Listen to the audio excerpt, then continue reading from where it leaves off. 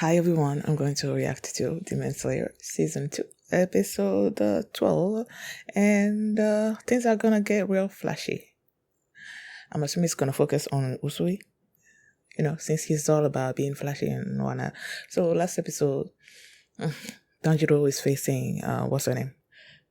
Daki, right? And he got knocked real bad, but then he's like got up and he's getting ready to face her again, which I'm like, I don't know, he's not strong enough. And then you have Usui learning about his wife, one of his wife being someplace, and he's heading toward her. And I'm like, maybe he's gonna hear that there's a fight going on, he's gonna feel that there's a fight going on, and then he's gonna come back. I don't know. What was up with Zenitsu? He's still captured. Was he captured by the end? Yeah, he was captured by the end, right? Or was it? No. That was a previous episode. But have we seen him after he was captured? I don't know. I don't think we have. Tanjiro had told Inosuke that they were gonna meet up in his house and then go looking for Zenitsu, but Tanjiro didn't show up because he has to deal with the demon. And now Inosuke is like, oh yeah, they had these mice that were all like a buff, and they brought Inosuke his weapons and whatnot. That was funny. So yeah, Inosuke is heading someplace. Maybe he's gonna join up with Tanjiro. I don't know, but yeah, that's what happened last episode. And before we get into this one, if you guys have my reaction, please give it a thumbs up, subscribe, and please consider supporting on Patreon at patreon.com/filmy. And now let's start this episode. And here we go.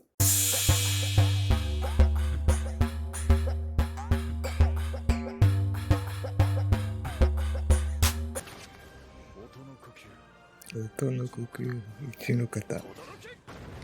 とどろき？は？とどろき？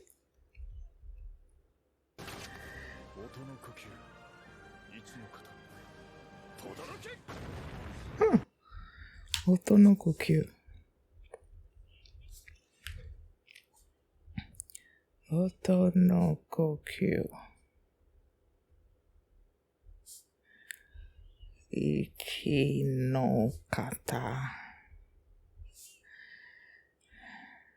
Todoroki?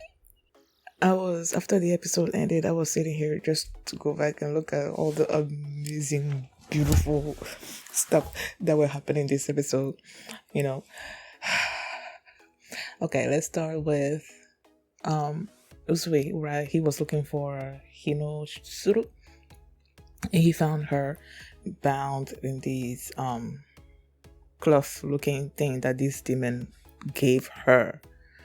And she said that she figured out that Wara Bihime was the demon, and she also was suspicious of her, so she gave her this cloth where Hinasuru poisoned herself so that she can leave the house. But before she left, it seems like, I don't know. Either way, she gave her the cloth thing, which was used as something to keep an eye on her and to kill her. And because of that, she couldn't contact Usui, right? So she was stuck in this place where she was supposedly going, and that thing was like enveloped her. My question, I guess, was that he drank this poison, and she was leaving to this place. I'm guessing that's the place where Usui found her. She was going there, and the demon gave her the cloth thing. Why was she still alive? I don't know. It felt to me like she left a long time ago, and then she was there, and why was she, I don't know, maybe like not trapped in the cloth, but stuck on the wall, I don't know. Because every other wives, they were like in the thing. So I'm wondering why was she not? But either way, once we found her, he gave her a remedy for the poison, and I'm hoping. I feel like she's still alive, right? It's just the way they were playing that scene out. It's just it felt like maybe she was just in trying not to worry Usui. She was downplaying her death, her impending death, making it seem like she was gonna be okay, so that Usui can go and go take care of the demon that they can both sense is doing damage and whatnot. But I'm gonna assume that she is still gonna be alive. Before Usui left, he told her that after she feels better, that she should, get out of the town or whatnot. So, and then he left. And then he started, he's like, okay, where's the demon? Where's the demon? Where's the demon? And then he felt something. And then he stopped and he's like, I can hear something on the ground. And then he used the sound breathing, Otonoku Kyuichi no Kata or whatever. And then, like I said, I was going back. I love, not that I love, but I love trying to say these moves in Japanese. So when he was saying it, and I paid attention, and then I wrote it down, and then the first form is roar, and then I heard Todoroki, and I'm like, huh, like the Todoroki that I know, is in My Hero. So I'm like, does that mean that Todoroki means roar? Todoroki is such a common person. And then his name is like Roar. I don't know. But yeah, so he went underground, and that was basically what we saw of him. And then we jumped to Tanjiro and his fight with Daki. Yeah. They were fighting, and then she told him that his sword was nicked, that, he's probably weak or something, or his sword wouldn't have been like no. She said that they started fighting, but his sword is already nicked, and he made the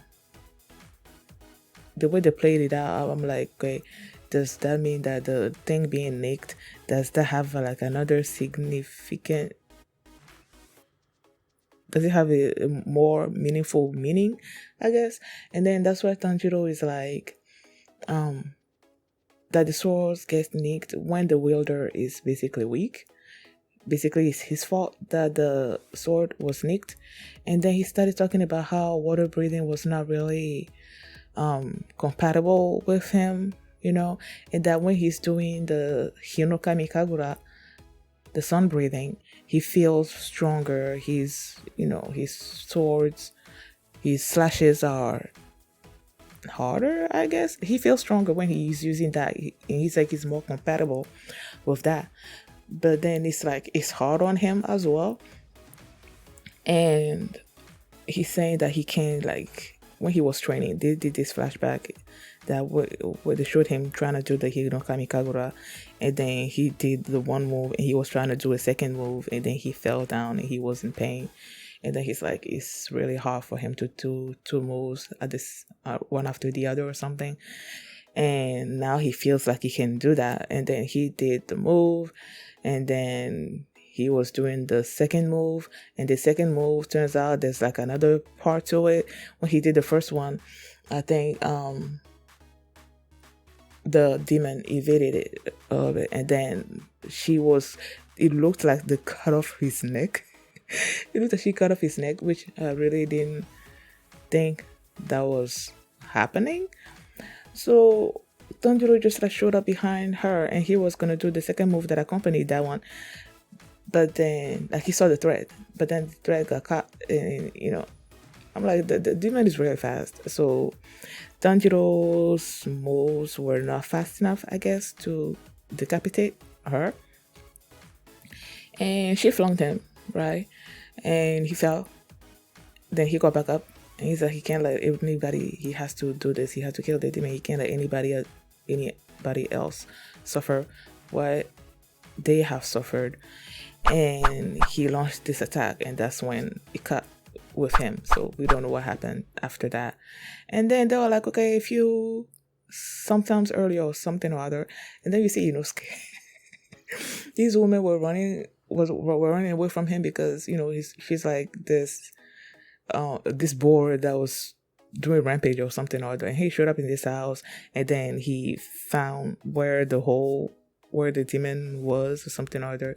They tried to get in there, and only his head could go through. And I'm like, okay, can't you like make a bigger hole instead of trying to dislocate your body? And then it wasn't until he went in there, and then he was sort of like sneaking around the thing, and I'm like, oh, okay, so it must be the cloth thing, the live cloth. That's where it goes, and then maybe captures people, and then he got to the food storage. I was confused. I believe I've said many times that I'm confused if there were like multiple demons, and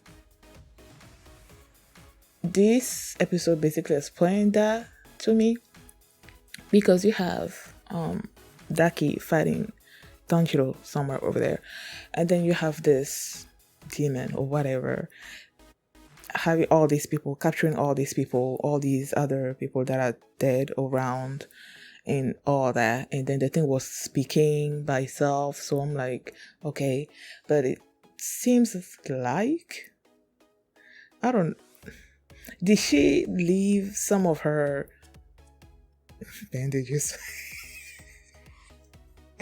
How do they call this thing, man? I feel like they said the name of the cloth stuff, but I can't really remember. So each time I try to reference it, my mind just does all kinds of stuff, gymnastics. So you have all these threads. Like you have this main thread like speaking and, wondering who these people are and all that, having a separate conversation from what Dabi is doing over there. But then Dabi showed up and she didn't like actually just showed up. She just basically communicated to the main thread to, keep the beautiful ones and eat the ugly one and kill the other ones. Oh, something along those lines. But Inosuke showed up, right? And then he was just he cut all those people out, and then they fell out of the cloth. And I'm like, okay, it's that easy. You just cut, you separate it, and then if they fell out. I don't think I noticed at first that he cut off the wives. I don't think I noticed. And after the main thread or whatever, I communicated with Daki, and he, Inosuke was about to attack her. And then she's basically told him, how you supposed to kill me and protect those people as well. And then he started running toward them because the cloth thing was gonna try to kill them, absorb them again or something or other, and he was running there to save them. And that's when the wives showed up. Oh my gosh, they launched the kunai knives or whatever to pin the thread down, threads, ropes, gloves, I don't know. And oh my goodness, when they started speaking, you know exactly who each one of them is compared to Inosuke and Zenitsu. I'm like, oh my goodness, Suma was clearly Zenitsu. She was panicking, like, I'm gonna die for like everything she was saying, that's how Zenitsu speaks when he's awake, And then when what's her name, Makio, like punch her or hit her, and she's just like, stop acting like a baby or something or other, that was Inosuke. It was so funny. And then they started doing their thing, and my boy, like when Inosuke first showed up there, and then you see Inosuke in the cloth, he's asleep.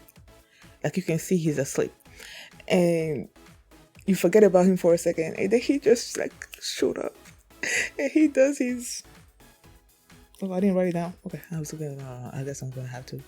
He does his thing. Thunderclap and Flash. 6-fold. So cool. And they showed at first when I first saw the episode. After he did his thing, they showed the muscly mice, and I saw them, but I didn't really notice what was written on the side. It wasn't until after, like I said, I went back and was going through the episode again to see those amazing moments that I noticed that they were the ones that brought Zenitsu his sword. So yeah, that was cool. And then the demon noticed that okay, there was this two sound thing that he heard. You have Zenitsu, and I'm like, the other person has to be. It has to be Usui. And then when he dropped in there, and then you see the way the wives were looking, it's him, and then he showed up, and then he does his thing. And he congratulated the wives for being alive, basically, for being flashy. And yeah, and now he's like, let's get things like basically is that the title of the episode, and that's where the thing ended. But before it ended, they showed the basically backstory a little bit of Usui and his 3 wives, and how he basically told them that he values their lives more than anything else, and that in the way he ranks things, they're first, and then you have law-abiding citizens, and then you have him. So they have to do everything. They have to prioritize their lives. Especially, I think in Makio was the one that was recounting that, and she said that she didn't used to value her life. She felt like how do you say women ninja? There's a particular name that they call them, shinobi.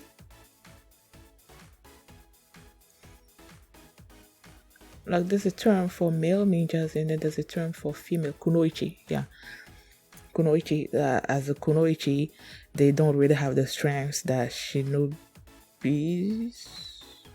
do. I don't know, and that they feel like the only way that they can do stuff to the maximum is by putting their lives on the line, basically, and that Tengen just basically told them to value their lives more. And her and who the other one, Hinasuru, they were talking about if doing that was the right thing or not. Hinasuru is like, yeah, it's the right thing. You can't, whatever.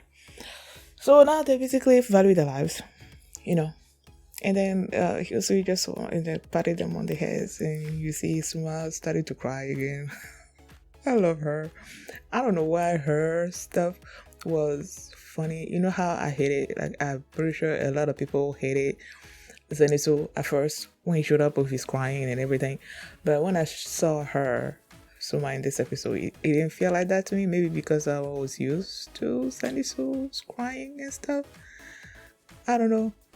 But yeah, I love this episode. I really love this. So many amazing moments in this episode. Thank you guys for watching, and if you like this reaction, please give it a thumbs up, subscribe, and please consider support on Patreon at patreon.com/feeling, where you can find my reaction to Demon Slayer episode 13 already uploaded there, and you can also see the full length of this reaction there as well. So thanks for watching, and I will see you next time. Bye.